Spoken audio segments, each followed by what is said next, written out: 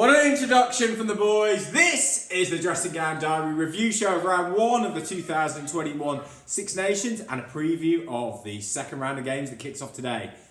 Let's go through the teams one by one and try and assess where their weekend's performance were and what to look forward to this weekend. So the second round kicks off with England hosting Italy.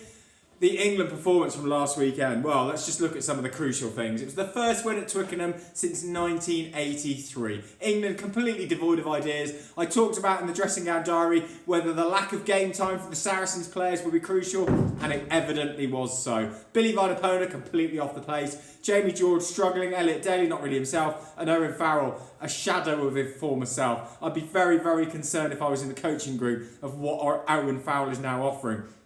England seemed to have only one game plan, and as soon as that didn't work, they were devoid of ideas. They didn't know what to do. I mean, I played inside centre myself, and if I was Dan Lawrence, I would be spitting nails. He didn't touch the ball until gone 60 minutes. That is an appalling situation for any team to get in. Your inside centre should be in the game, first phase of attack, really. Anthony Watson, his first touch of the ball was inside the 5-metre channel, within 5 metres of the England line. Again, an appalling situation. It was like England forgot that they had any other players outside Farrell. An appalling situation to get into. That said, they could have nicked the game late on. Scotland, England fans are comforting themselves in the thought that Scotland played well. Scotland managed the game well, but considering how much possession and territory they had, they really should have put England away. And there was the situation where, even in the last few phases, that Scotland could have blown it. There was an attempted drop goal, which was so poorly managed, it nearly led to England nicking it late on, which would have been a travesty for rugby, but England fans would have celebrated. The Italy game, though, England average over 30 points when they play Italy, so they'll be looking to really fire up. It's an opportunity for England. If they were playing one of the bigger teams, it would be much more challenging. So I think Italy is a good opportunity for England to get back into the stride, put some points away. Italy against France, they did open France up quite a few times actually. So although they lost by 40 points, they were the possession and territory attacks were in their favour.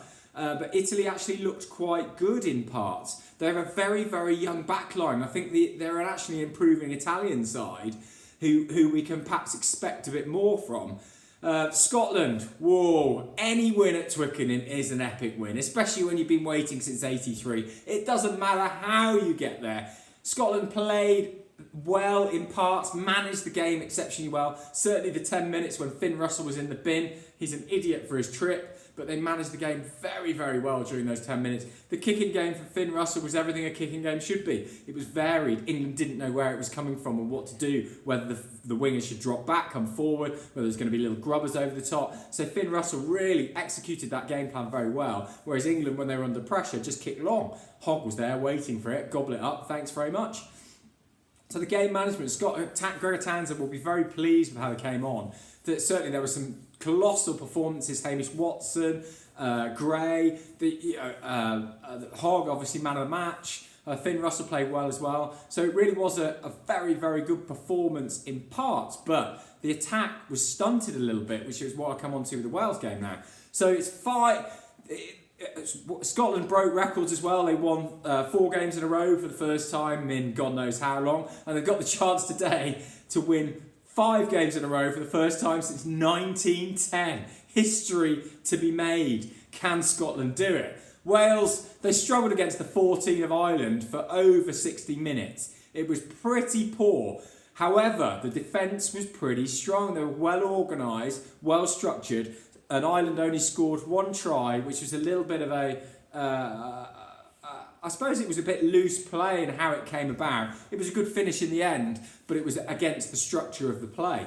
Wales only spent 1 minute 20 in Ireland's 22, in the red zone as it's called, but came away with 2 tries. They were crucial finishes. George North getting the leg drive going, seeing a gap and going through it, excellent finish. And Lewis Rees-Zammit showed excellent awareness of where he was, dived for the line, showed some gas, got the try.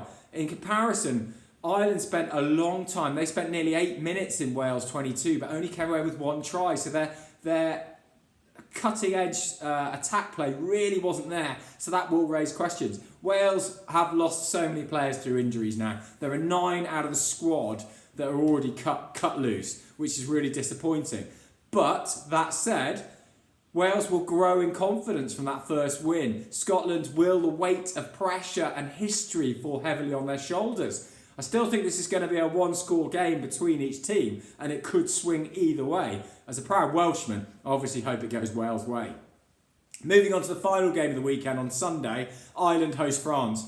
Ireland did not expect to lose in Cardiff. They thought they'd rock up, job done. Even when they went down to 14 men, they showed great pace in their play, but they weren't really able to open the Welsh defence, which Wales will be very happy about.